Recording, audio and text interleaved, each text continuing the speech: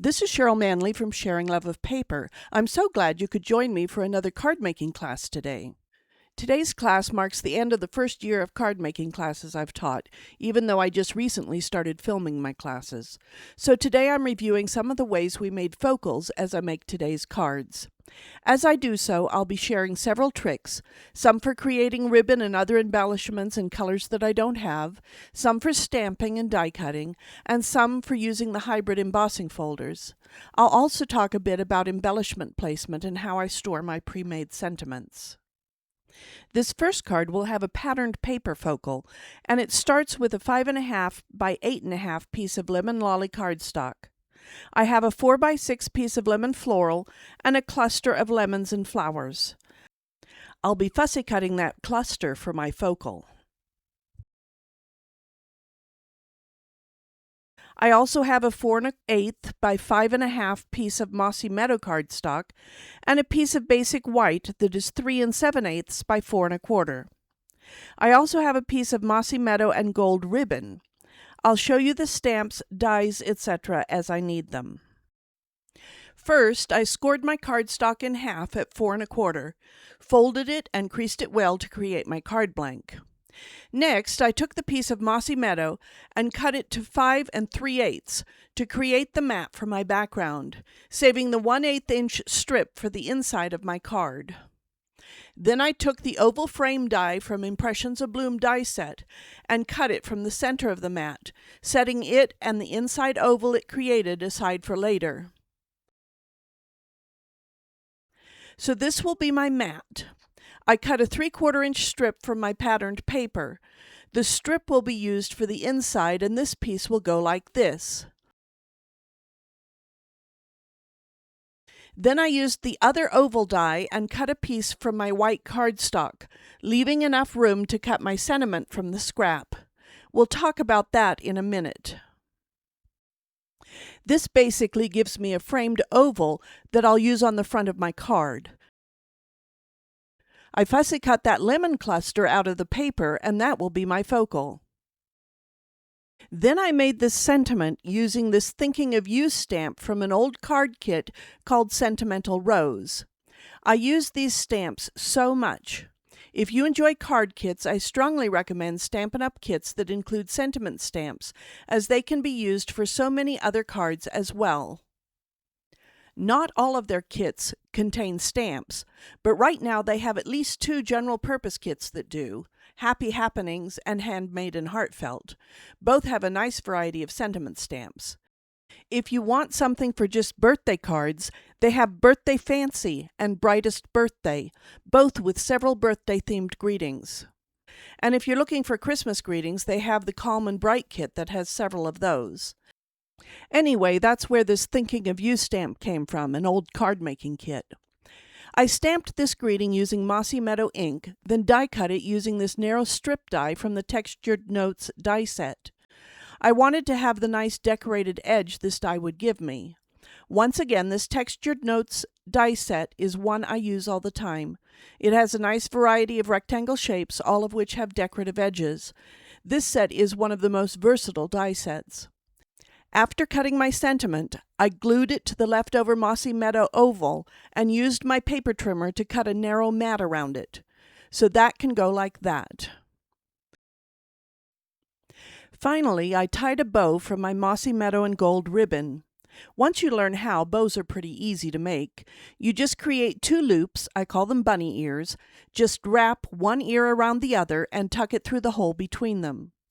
Now the trickiest part of this is that other than the center, I want the green side to be showing, so I need to twist it a little bit until I get the green side showing for this tail.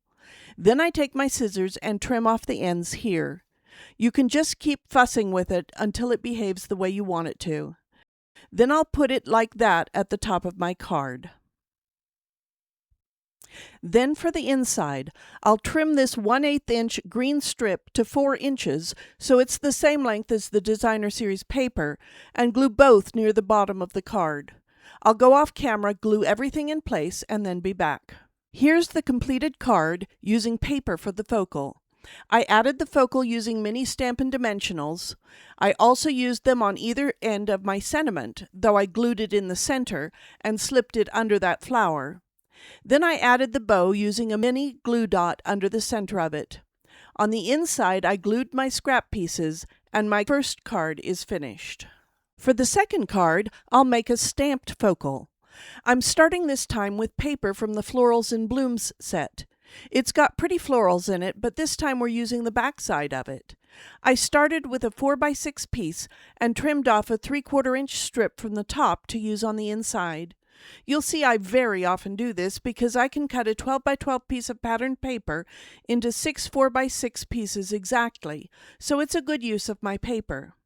The 4x5 1/4 piece works well for a card front, and the 3/4 piece works well for the inside of my card. Or I could save several of them in coordinating colors to make another card front.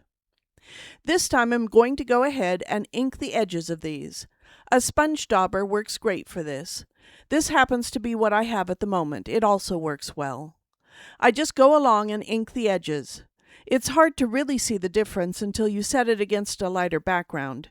You may be able to see that this piece looks a little more finished than this one. I'll just set these aside to dry while I work on something else.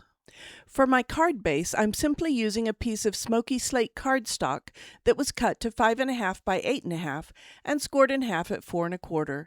I simply folded along the score line and creased it well to create my card base. In addition to that, I have a couple of other pieces. A 3.5 by 5 inch piece of Secret C cardstock that I die cut using the second largest die from the Textured Notes die set. I also have a piece of basic white that's 3 by 4.5 that I'll be using the third largest die to cut. But first I'm going to stamp my focal. For my stamping, I'm using Secret C and Smoky Slate inks. I'm wanting to make this card so it could be used for males or females, even though I'm using flowers from this Pretty Florals set that was designed to go with this Florals and Bloom paper. So I'll use colors that are more masculine. I'll be using this stamp for the leaves, and this is a 2-step stamp for the flower. This gives the background colors for the flowers, and this gives the detail. I'll be using Smoky Slate for the leaves and stem, and then I'll use Secret C for the flowers. Now, if I just use Secret C straight for the flowers, you wouldn't see the outline, so I'll show you what I need to do to make those flowers pop. I'll go ahead and start my stamping. I need to decide if I want my sentiment on the top or on the bottom. I think I want it on the bottom, so I'll go ahead and start by stamping the flowers near the top of my cardstock. First, I'll bring in my stamping mat, which is just a piece of fun foam that I bought at the dollar store. One of the things I've found about using 2-step stamps is that it's easier for me to start with the detail stamp. That's counterintuitive to me. It seems logical to start with the background stamp and then stamp the detail. But I've found that because my details are usually stamped with a darker color, it's easier to see and line up the 2 stamps if I start with the detail one. I have to be careful. I'm really messy when around ink. I'll start by stamping these detail flowers, holding it for a few seconds for the ink to transfer. I'll go ahead and get that ink off my fingers so I don't get it all over. I'll come in with the background stamp using Secret C ink again, but I'll first stamp off and use second generation stamping. So I'll bring in a piece of scratch paper and stamp, and then bring this in without re-inking it. I'll line it up and stamp it again. It's hard to get these lined up really well without getting my head in the way of the camera, but it doesn't really matter. These stamps are very forgiving. It's a little nicer when lined up exactly, but looks fine otherwise. Now I'll bring in my leaves and stamp them using Smoky Slate. One of the things you can see is that I didn't get my leaves as close to the flowers as I would have liked. That gap looks weird. It's easy to fix though. I'll just bring in my Smoky Slate marker and draw in the rest of the stem. For now, this is good enough. I'll set this aside for a minute to dry before I die cut it. While I'm letting that dry, I'll talk about the bling I'll use on this card. Since I want it usable for males, I don't want something really sparkly, and the Secret C pieces I had bits of sparkly gold in them, not what I was looking for. So I found some clear circular ones. These are from a discontinued Opal Rounds set, but any that are clear or white will do. Then I just took my Secret C marker, the darkest one, and colored the dots. You'd never know that this originally was clear. It's a great trick for color coordinating bling. My stamped image should be dry by now, so I'll die cut it using that third largest die, and I'll show you a trick while I do so. I'll tape the die in place, making sure I leave enough room at the bottom for my sentiment. Now there are really two tricks I want to show you here. If you have a rectangular-shaped die like this one, it can sometimes be challenging to get the machine to feed it through. That long, straight die edge is a hurdle. Simply turning your die on an angle like this makes it much easier. The other trick that I do is simply to flip the whole sandwich over before feeding it through my machine. This makes it take longer for my cutting plates to warp. I've got this machine set on a piece of paper on a piece of glass, so it's not a very steady surface to work with.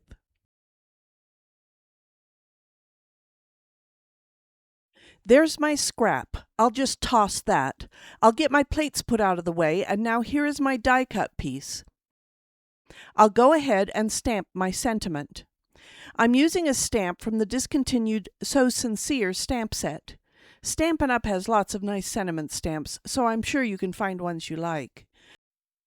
For this one, I'm using Secret C ink, and I'll start by stamping on scratch paper because I'm concerned I got too much ink on there.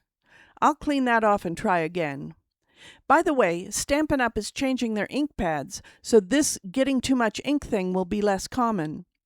Also, they will have magnetic closures, so they'll be much easier to open and close.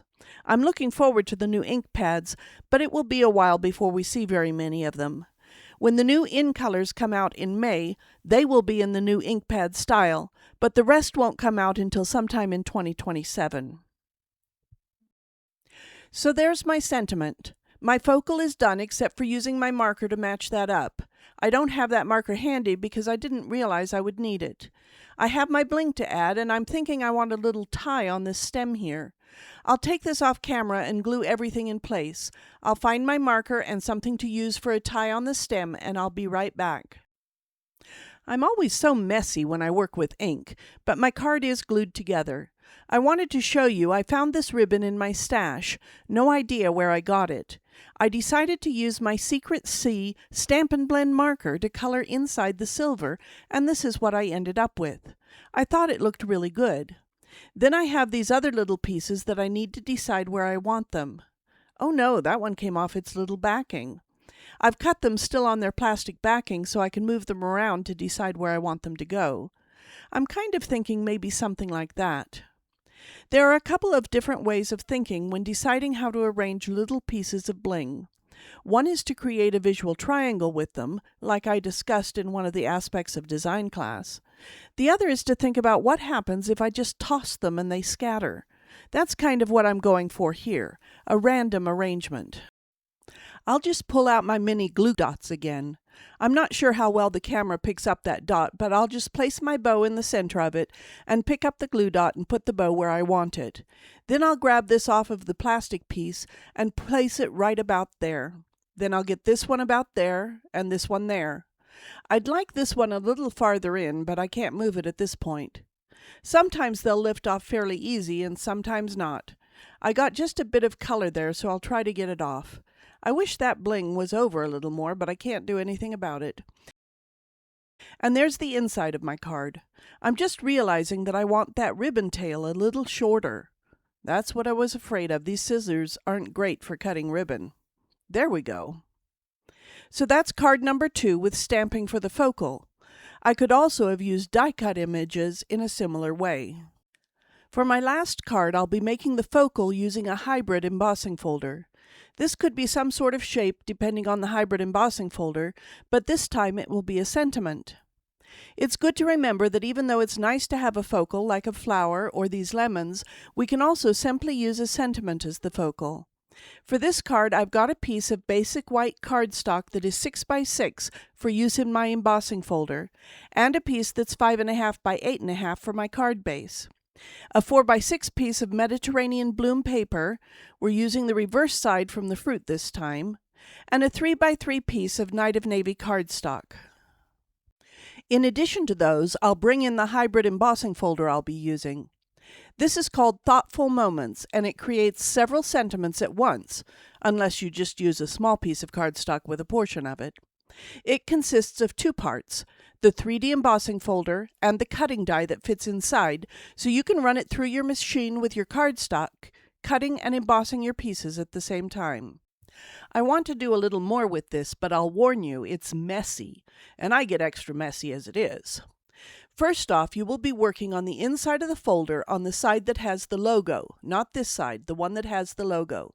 It's also the side where you can't read it clearly since it's backwards.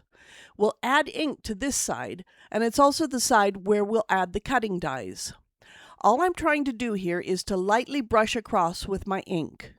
I'm looking to see if I've got all of my word outlines inked.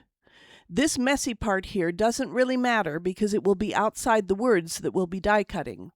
There's a little that got on the inside of this word, so I'll try to clean that off and then add a little more ink. There, that looks better. Like I said, this extra mess that's outside of the letters doesn't matter. I'm going to take the cutting die and very carefully, I don't want to wipe off the ink we just applied, I'm going to line it up, moving it around until it snaps in place. It doesn't snap in place like it won't move, but you can feel that it's lined up correctly. Then I'm going to carefully add my cardstock on top, close up my embossing folder, and send it through my machine. Just a reminder that for the machine we want to use the gray plate number 4 and the plate number 1. That's all when we're using a hybrid embossing folder, just like if we were using a 3D embossing folder. I'll take this off camera, run it through my machine, and I'll be right back. Okay, I've run this through the machine. I did want to remind you, well, let me get these out before I make a mess. I did want to remind you that when you send an embossing folder through the machine, you want to send it with the folded edge first. That is particularly important when using hybrid embossing folders so you don't damage them. Obviously, this is kind of a mess. I told you it was a bit of a messy process. I've got ink all over my fingers and on the cutting die, so I'll use my scissors to poke these out so they don't get extra ink on them. Ooh, I left one in there. Come here. There. Okay, before I show you these, I'll get the ink off my fingers. You can see all the sentiments that I have. Just one pass and I've got all of these. I'm going to go off camera and clean up my embossing folder and die by holding them under running water until the ink is gone and then patting them dry with a towel. Then I'll be back to show you not only how I make the card, but also how I store these. Okay, these are the sentiments I've just created, and I'm going to go ahead and move them out of frame for a moment while I start work on my third card. But I wanted to show you how I store them because it's so easy to make more than I'll use for one card. Then I can just quickly grab a sentiment to use on a card as needed without having to pause to create one. I'm storing mine by color. These are ones I've done in gold. These are ones I've done in green. And I did want to show you you can cut them from colored cardstock, or you can just do the outline like I've shown you, or I've taken 2 different colors of Stampin' Blend markers and colored these in. If you're going to do that, you need to make sure you use Memento ink for the outline so it won't run when you add the color inside. This one is red, yellow, and orange. These don't just have ones I've created with a hybrid embossing folder. Anytime I create a sentiment and end up not using it, I put them in here by color. This one has blues and aquas and is where I'll put the extra sentiments I made today. And then I have these that are just black and white. They were created with Memento ink, so I can take my Stampin' Blends and color them whatever color I want. So that makes it quick and easy. These are the old-style stamp cases. You'll find them listed as standard stamp cases on the website, and they come in a pack of 4. What they call stamp and die organizers are their new stamp and die packaging and not what I'm using here. Anyway, I have the sentiments made, so what do I do with these pieces? For this one, I scored it and folded it in half as usual to create my card base. Then I took this embossing folder, called 3D Soft Waves, and lined up my card front inside it so that the edge where the embossing ends is right along the fold. Then I just sent it through the machine as usual, and that gives me embossing on the card front without adding an extra panel. I love the versatility of this 3D embossing folder and find myself reaching for it a lot. Now for the Designer Series paper. It's a 4x6 piece that I want to cut to 4x5 1/4. What do I do with the 3/4 strip I cut off? Yes, I set it aside so I can use it on the inside of my card. Now I'm going to cut this piece from corner to corner. I just line up the corners in the track and cut it there. Then I'm going to turn it, making sure those pieces are back in alignment, and cut it corner to corner the other direction. I used to use removable tape to hold the two pieces together, but I've found I can just hold them in place with my fingers and it works fine. When it's lined up the other way, I cut it again and now I have 4 triangular pieces. You'll notice that I have 2 triangles that are like this and 2 that are like this, and they are identical even though I didn't tape for that second cut. Next, I die cut a circle out of that Night of Navy piece, and I'll show you the die set I used for that. Just like I use those textured notes dies for rectangles, this set is what I like for circles. It's called Spotlight on Nature and creates circles with fancy edge. There are so many circles in this set that I ended up using 2 magnetic sheets to hold them all. They don't come on magnets, I add those for my own ease of use. As you can see, they don't all fit on one, but they have several sizes of circles and more than one decorative edge to choose from for most sizes. It's another really versatile set of dies. So I'll bring in my card and make this one horizontal. I could choose to make it different ways, but I plan to use only 2 of the pieces, either like that or like this. I've decided for this card I'll do it like this. That means I have these pieces left over. I have options for these. If I wanted, I could trim both of them and just put an angled strip top and bottom on the inside of my card. But I already have this piece that will work well for the inside, so I think I'll save these because I could make another card just going the opposite way. So I have my design here, and I'm going to use this as a mat for my sentiment. Here are all those sentiments we made. I'll just bring them back in. This with sympathy is kind of small. If I was going to use it, I'd make multiple circle mats for it. But I have other choices. There's thinking of you. That looks nice. Just because. Could use it, but I don't like it, so I'll set that aside as a no. Thank you. That would be nice. Celebrate. Yeah, that could work. You make me happy. Love you. We could just get really simple and just say hello. We could make it a get well card. That one, once again, is kind of small. I'd need multiple layers if I wanted to use that one. So let's see. What have we made today? The first one was a thinking of you. The next one says, so thankful for you. Should I make this a get well? That would work. Or celebrate could be for a birthday. Oh, I like that for a masculine birthday. I think I'll go with that for this card. I'll go ahead and move the rest out of the way and quickly glue these pieces in place. I do like the fact that Stampin' Up's papers are double-sided so that I have options when I'm using them.